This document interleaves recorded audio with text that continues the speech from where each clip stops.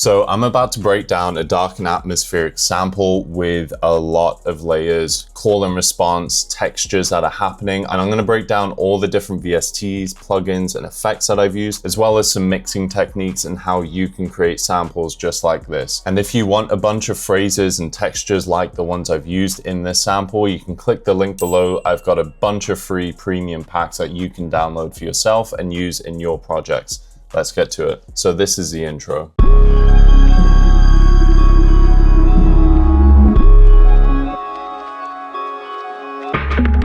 So this is about to build into something pretty cool. So this whole sample really started with this one phrase of mine, and you can get this exact phrase again if you join the email list by downloading one of my packs. You'll get sent tons of phrases and textures just like this one, but this is exactly what began this whole sample.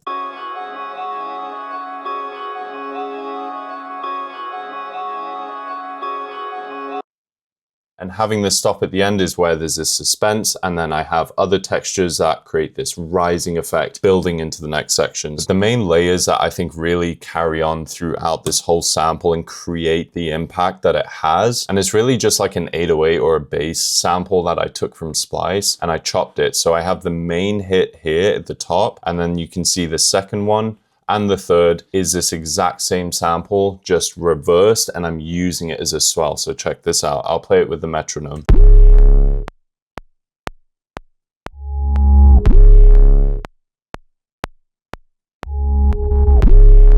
So you can hear how this is clearly the same, and you can see clearly that it's the same sample, just reversed, and then I've got the fade on it, so it swells. And then it impacts with the 808 hit. And it's the same thing here, except I've chopped it in half. And this second one, I have this like triplet chop, which is coming from this Portal plugin. This is the 8th triplet shape pan. So this gives it this triplet kind of chop effect. So check this.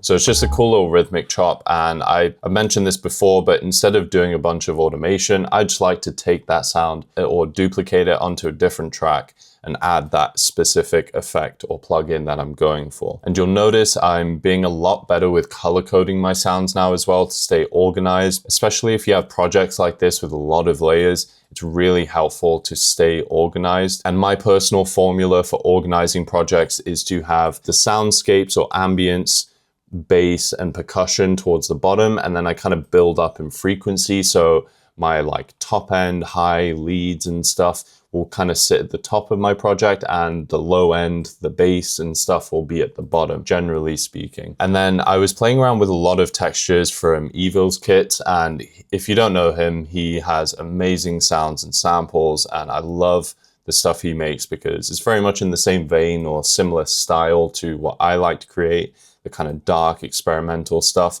And I just got these, which I chopped up.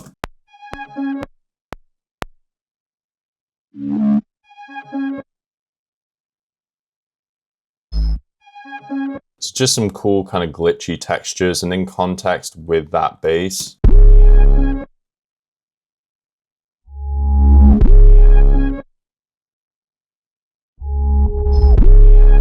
So cool kind of, I don't want to say call and response, but you'll notice how the impact happens first and then it swells into the sound. So you can see that from the waveforms. And I've got these two layers.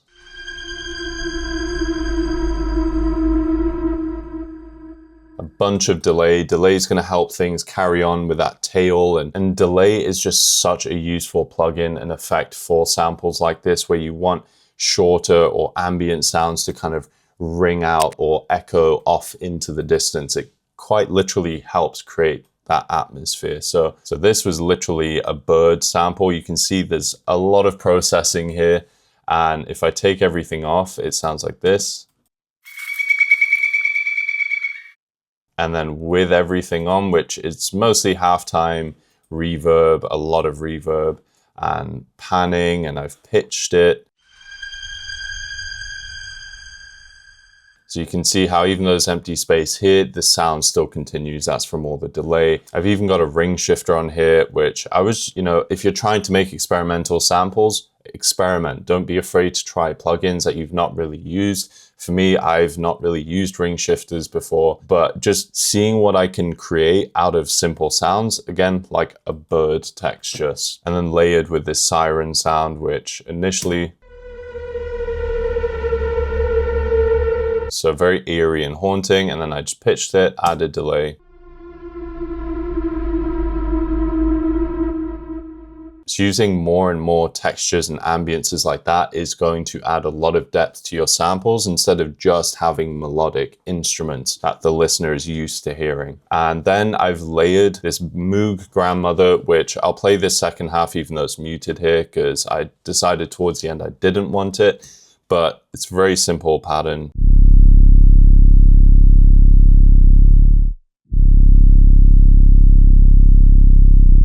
So you might be able to hear it, but towards the end, I was basically holding the note on the Moog, and then I was using the pitch wheel to give it this like pitch bend. So very subtle, and I've cut out a lot of the high end on here because initially it was like this.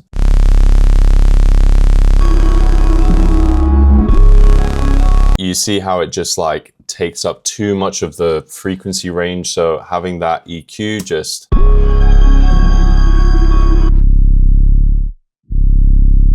So knowing where to place an EQ or have instruments sit in the mix is super, super important for clarity because it's a very gritty, low-end focused sample, especially in the intro. You want to make sure that different tracks have their own space.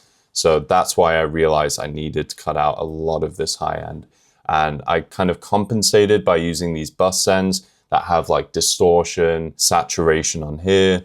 This is just making it a bit more gritty and kind of stand out, even if it's super low end focused. I've also just got these subtle drum elements, which I actually just added towards the end. Once I thought I was already done with the sample, I went back, added these. So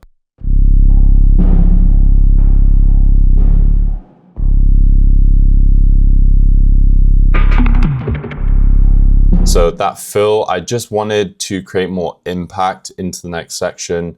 And same thing with this fill, you can see I've got a lot of different plugins happening here, but for the most part, halftime, flanger. The flanger is something I love to use on percussion. It just helps give it such a like jet plane psychedelic effect.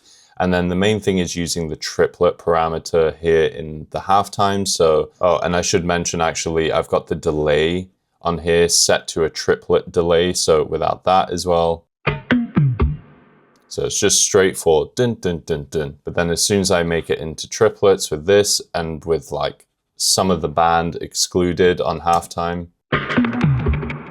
so you get a mix. So if I play it with the full band, so you see the difference, just, it's like blending both the original sound and then that triplet effect from the halftime and the delay. So it just helped create more of a swell and impact into that next section. And this is something I pretty much go over in every single sample of mine, but just having some vinyl crackle or some kind of ambience or soundscape, especially for darker experimental samples like this, it's just really helpful to create atmosphere really easily. So just...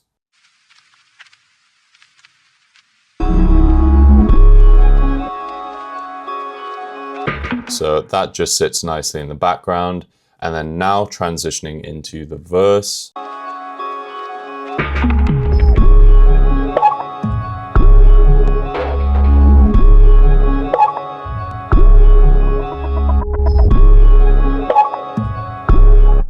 So like I said, the bass,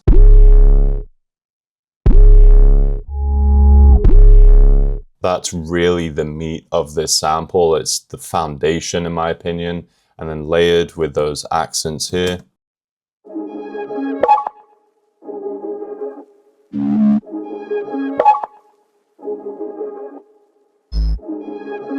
And this is something I thought about, but there's really one of two ways that I tend to approach my samples. And number one is to have a focus on the chord progression. So I'll usually create a chord progression on a synth or a piano, whatever it is, and then layer like a longer top line or melody on top, maybe a few phrases. But samples like this is really kind of more choppy, and quite literally a lot of different chops, a lot of different phrases, and having this call and response and back and forth and kind of ping pong effect with all these different Lego pieces. And it's a really fun thing to do, is to drag in different, like I would say, Lego pieces, phrases, textures, accents, and see how you can piece them together to string into like a story or a rhythm or a motif. So this new effect that's introduced, I used as kind of a snare. So this added rhythm.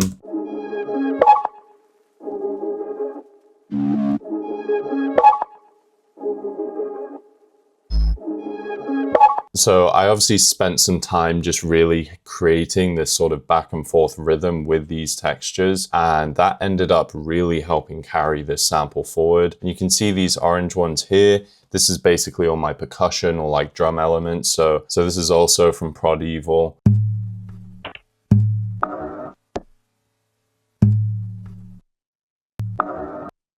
So really nice, like organic sounding kind of percussion. I think he was probably like literally banging on his table, just creating a cool rhythm. And then with the processing, which is just like RC20, giving it that vintage vinyl effect, some EQ, cutting out some of the lows, more EQ, multi-band compressor.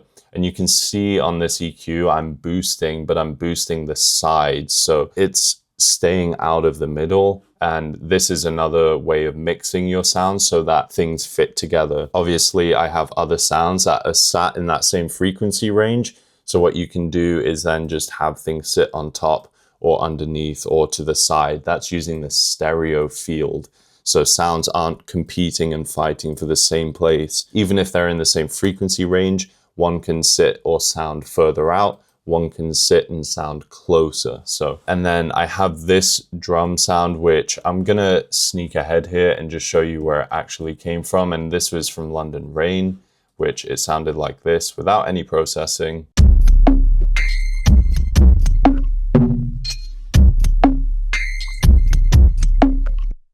So a few chops, but I've just pitched it. I added halftime, the flanger again. This is kind of my go-to patch or preset or plugin chain for percussion.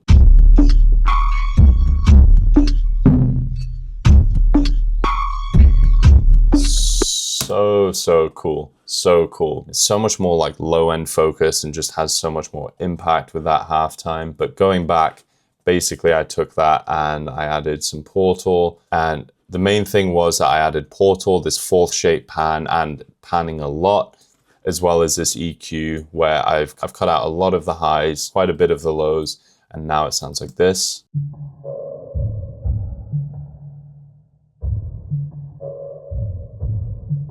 So it's really subtle, ambient, sat in the background. Because those drums are about to come in that chorus section, in the verse, I just want it more subdued, laid back, and then it's going to have a lot more impact. So remember, we're building up in the arrangement. Sometimes you want to start your loops or samples with a chorus, with the most impact, and catch the listener's attention. But I think with more dark, ambient samples like this, there tends to be more of that typical build up. So slowly introducing more and more layers, but also layers that have more high end and, you know, full spectrum of the frequency range, as opposed to earlier on where you have sounds like this. And then that's just layered with sounds like this. Just another little cool percussion sound. And then with this riser here towards the end. So that is this 16th note shape pan just from Portal. So without, it would just sound like this, which is cool, but I just like this stutter because this is a very choppy sample. It's very staccato. That just helps. So definitely worth trying to create rhythm even in your risers, your swells. It can just really help again with like very choppy samples that sound like this. I also have this really subtle texture here. And this is actually from a vocal that I'm gonna elaborate on more coming into this next section in the chorus. So now leading into the chorus.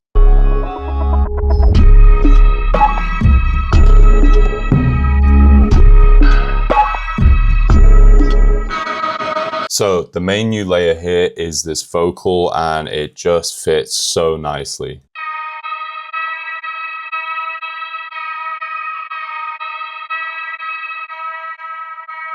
Listen to how that delay carries over even when there's nothing here. Now this vocal is going to change in the next section, but the main thing is I have this halftime on, and I'm doing a lot of stuff with the rhythm. Again, you can hear I'm using the 4th shape hand, that Portal preset, to give it that chop. Even a plugin like Shaperbox is really good for creating that kind of like gated chop effect. This is a really rhythmic sample, and especially because of layers like this. So now this vocal in this section is a lot more thin, and you can tell from this EQ, obviously I've cut out and dipped a lot of the harsher frequencies because it's quite a sharp and harmonic sound. And I've used this multi-band compressor to just clean it up and make sure it's not clashing so much with the other instruments and tracks. And really quick, I just mentioned this little like vocal bit from the last section, but it's these effects, which were actually breaths.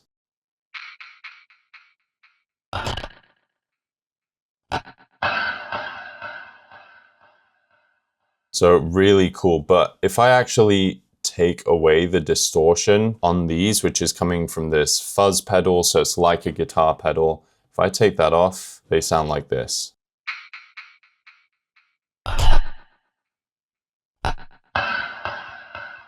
So they're still really cool. I've obviously chopped a lot of them. I've even time stretched them and kind of like made them really short and quick, but these are just really cool accents. So I have basically got the same sounds as the verse in the chorus. The main thing is I have this little like the drum bit kind of come back. It's really subtle, but if I just do the percussion,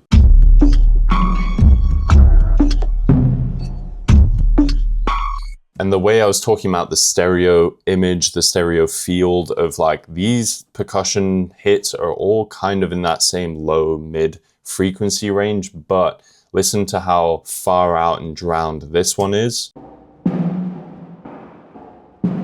Like that reverb makes it sound like you're in the room with someone playing those drums like further out in the corner, right? And then you have this one which contrasts. Right, so this one's super in your face and like impactful. It's right there in the center, whereas this one is layered in the back, but they're in a very similar frequency range. So this is how you can create clarity in your mixes, especially when you have sounds competing for that same frequency. So I just have this new layer here, which sounds like this.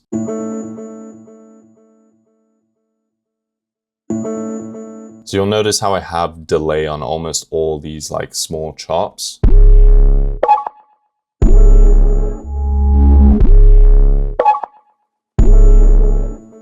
It just layered so nicely with that bass, because the bass is obviously low end. This is a nice like high mids, kind of highs frequency. They sit really nicely together. And like I said, just spending the time to fit these different Lego pieces together can really give you such a nice foundation to a sample. If you manage to string sounds like this together, all you often need is maybe like a bass, or if you have some kind of a top line like I do with the vocal.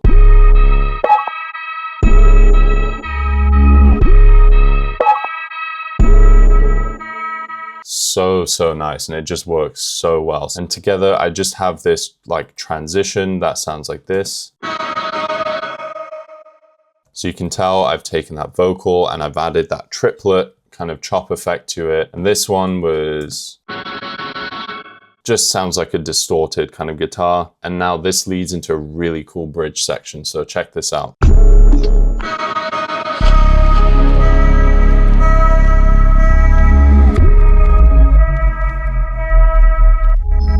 Towards the end there, you can hear I've been loving these like swells and those triplet rhythms on the swells, the rises. It just creates such like rhythmic drive and rhythmic interest. And so the two main layers here, which are the exact same sound but just pitched, so they're kind of like a bit of a chord. They just sound like this. Delay again, so this was a piano without anything on it. It sounds like this. Let's Pretty cool. It's pretty cool, especially when you start adding the different textures. You know, the main plugin almost always being halftime.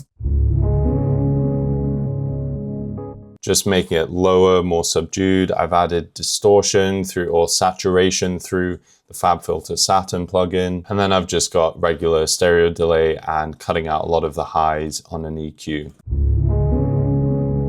And then I took that layer and literally duplicated it, except this one I've added a bunch more distortion or saturation, and I've cut out the low, so you can see this is basically the opposite. So like I said previously, this is one way of making sure that sounds sit together. This one sits in the highs, the other one sits in the lows, and together it's just like a glove. So this one sounds like this. So very contrasted from each other, even though it's the exact same sound. I mean, you can see the waveform, they're the exact same. So it's just like someone like strumming the guitar and like a nice washed out distortion kind of effect. And you can also maybe see here that I've panned one to the right and I've panned the low one to the left. So just giving them their own space and creating more clarity. Now I have the same vocal here, but you'll notice the difference. And then into the vocals here.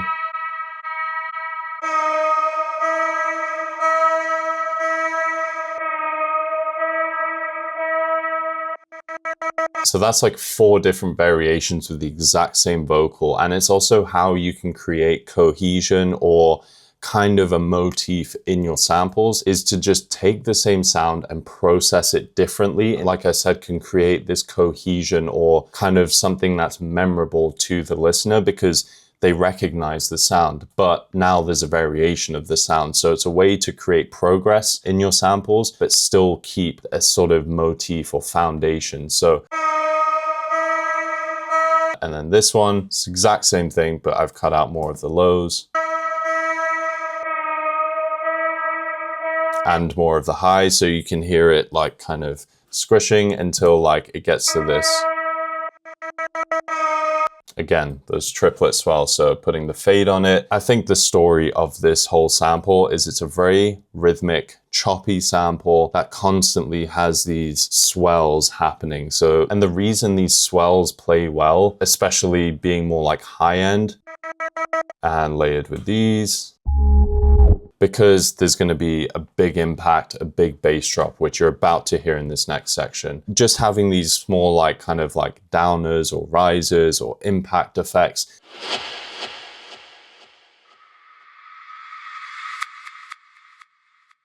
Just little small layers like that can do so much to your samples and sounds. Now, these suit for a more cinematic experimental sample, in my opinion. A lot of the times, if you want to just send loops to other hip hop producers who are going to add drums, I would probably leave these kind of effects to them to add with the artist if they want, because they can get in the way or sound a bit cliched. But for the sake of just experimentation and creating something that's cinematic and immersive, I think immersive would be the right word to use. Having those small little textures and just sound effects and pieces of ear candy, that's when you want to do it. So, and then speaking of impact and having these cool textures and effects, which Splice is the place I like to go to because it's such a massive library for sounds even like this, let alone just regular melody samples.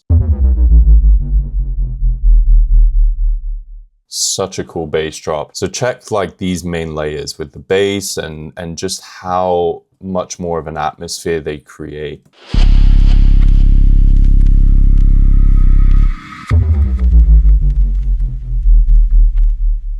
Like it's super cinematic and immersive, right? And notice how I've cut out the Moo Grandmother, that synth bass, the sub bass, where the bass impact happens, because these two would just clash. Especially if you want impact, you do not want a muddy mix. Sounds have more impact when you utilize empty space and essentially silence, because that creates suspense and then brings more attention to those sounds like the bass drop that come in. So transitioning into sort of the chorus again, but with the vocal.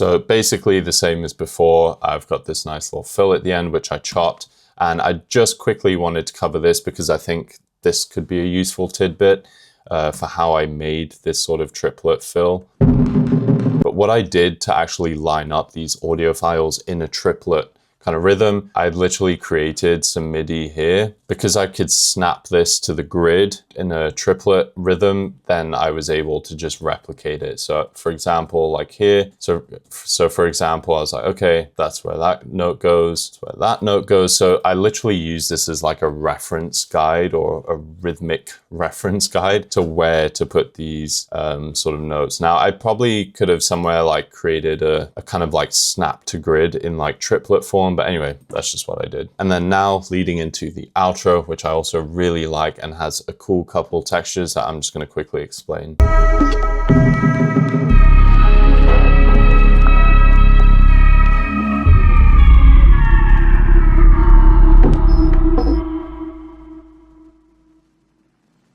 Even just that vinyl crackle at the end, I think is so nice, but same layers as before, that kind of piano distorted kind of guitar strum effect, the vocal.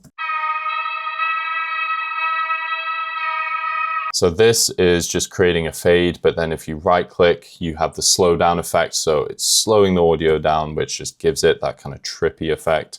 I've also cut out other layers here other than the bass drop. So these just complemented really nicely. Now, I mentioned before that I cut out the synth bass when I had the bass drop. You'll kind of see here. So they do kind of clash a little bit, I mean, without.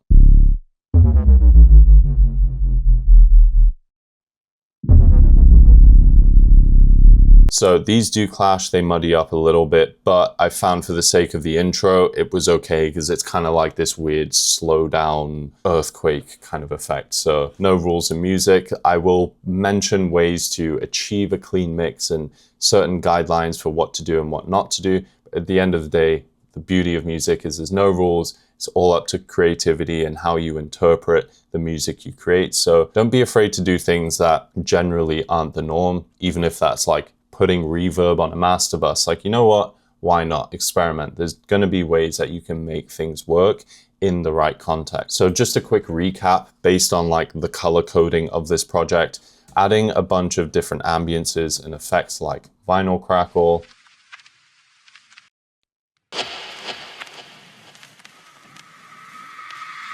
risers, impacts, bass drops, anything like that is going to add a lot of sonic interest and depth to your samples and make it sound more immersive. And like when you use basses or bass drops, just knowing how to mix them and have them sit nicely in the mix, along with all the other sounds. But like I said, because there's so much happening and a lot of layers in this sample, I made sure to cut out a lot of the highs when it came to the bass, because that's just what worked in this context. I've added a lot of different percussion layers with different chops and effects. You can see I've done a lot of experimenting here.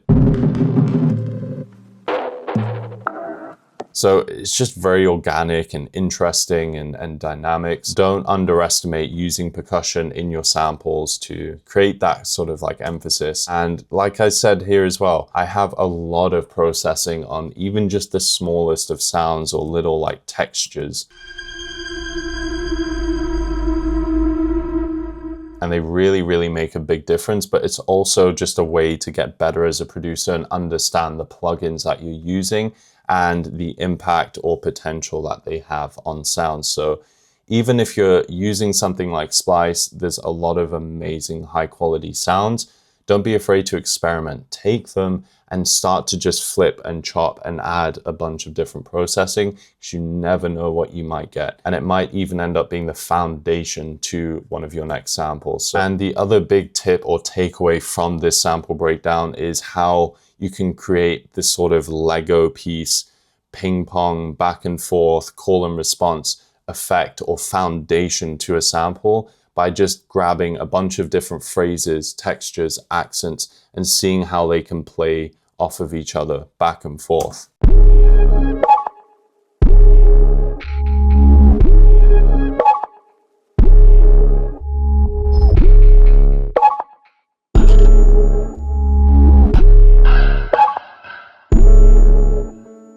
Also, like with these layers where I've taken the exact same sound and adding them together to create something a bit more new and fresh. Same thing with the vocal, taking the same vocal, having it with the low end and then only the high end, but really distorted, and then having it as just a small swell and a riser where it's choppy and just creating that rhythmic motif or memorability, sounds that we've heard throughout the sample or different points of the sample, but just flipped slightly differently.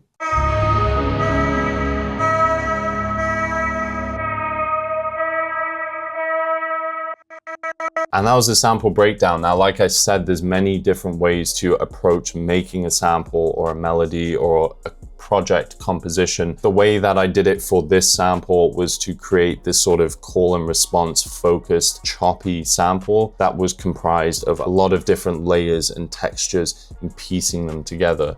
You can also have amazing loops and samples that are just 3 layers or even 2 layers of amazing quality sounds that just carry on throughout. This sample is the opposite. Lots of different layers pieced together, strung together to create a lot of different call and responses and just a focus on rhythm. So these are all things that you can utilize in your samples, and to not be afraid to experiment and create things that are more cinematic or interesting to you. Now, like I said at the beginning, if you want to download a bunch of free premium sounds that I've created and spent a lot of time on, you can click the link below. They're all available on my website. And if you want to work with me one-on-one to improve and level up your sample making, you can book a free call with me. We'll have half an hour to discuss exactly where you're at, what your goals are, and see if I can help you. If you stuck around this long, I really appreciate you. If you want to see another sample breakdown like this, where I go over an eerie, haunting, dark sample and all the different layers and how I created that sample, you can watch this video here. And until then, I'll see you in the next video. Peace.